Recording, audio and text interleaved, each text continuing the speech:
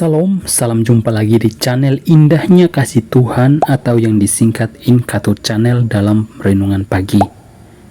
Namun sebelum kita mulai renungan pada pagi hari ini, saya mengajak untuk kita berdoa. Mari kita berdoa. Bapa di surga, terima kasih atas penyertaan-Mu dalam peristirahatan kami hingga pagi hari ini. Kami dapat bangun dengan tubuh yang sehat dan kuat. Dan di pagi hari ini ya Tuhan, sebelum kami mulai tugas dan aktivitas kami mau merenungkan firman-Mu. Kiranya melalui renungan singkat kami pada pagi hari ini, kami selalu diajarkan, dituntun, agar kami hidup sesuai dengan kebenaran-Mu. Karena tanpa kebenaran-Mu, tanpa pimpinan-Mu, tentulah kami akan sesat di dalam kehidupan kami. Kami terus menyerahkan seluruh hidup kami ke dalam tangan kasih-Mu. Dan saat ini pun kami siap untuk merenungkan firman-Mu. Dalam nama Tuhan Yesus kami berdoa. Amin. Saudara-saudara, menerima kutukan atau hukuman adalah hal yang paling tidak menyenangkan. Sekalipun memang karena kita bersalah. Ketika Tuhan sudah mengatakan bahwa Ia akan memberikan penghukuman kepada mereka yang bersalah, tidak ada seorang pun yang dapat mematahkan kutukan atau menghindari hukuman yang dari Tuhan.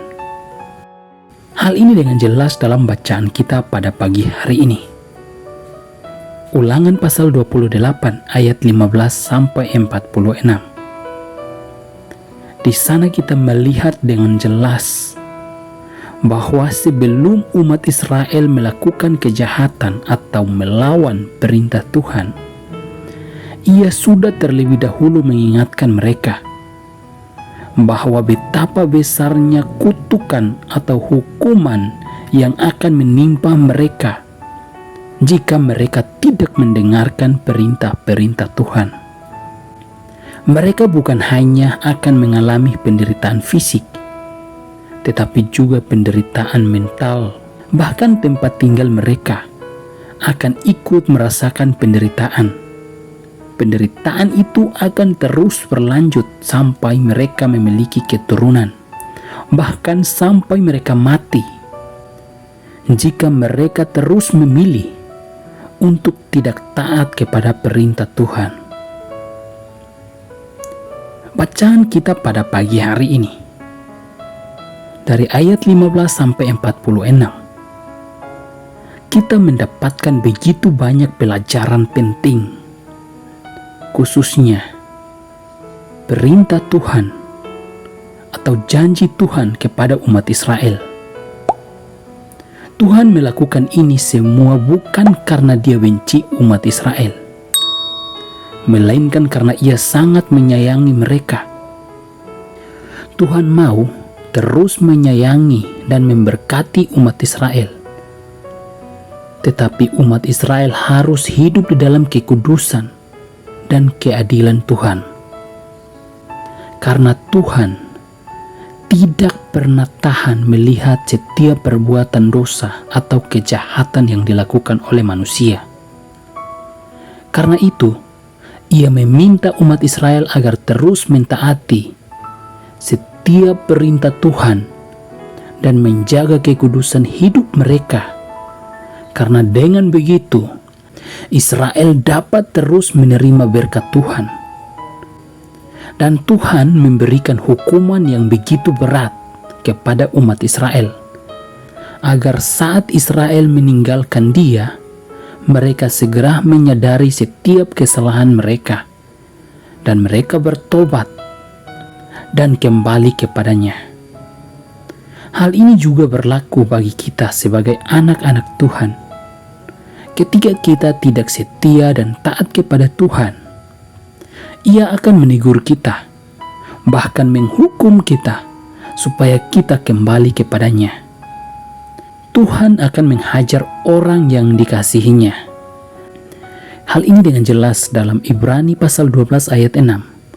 karena Tuhan menghajar orang yang dikasihinya, dan Ia menyesah orang yang diakuinya sebagai anak.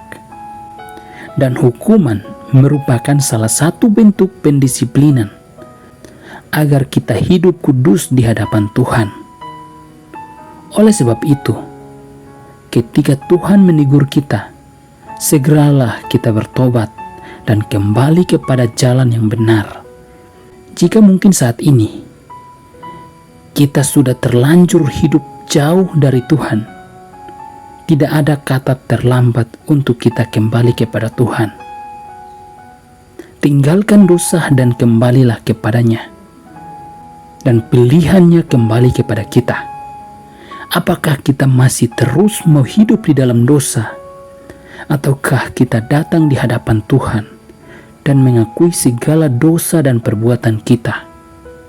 Ketika kita datang dan mengakui segala dosa dan perbuatan kejahatan kita di hadapan Tuhan, maka Ia pasti menerima kita kembali dengan tangan yang terbuka.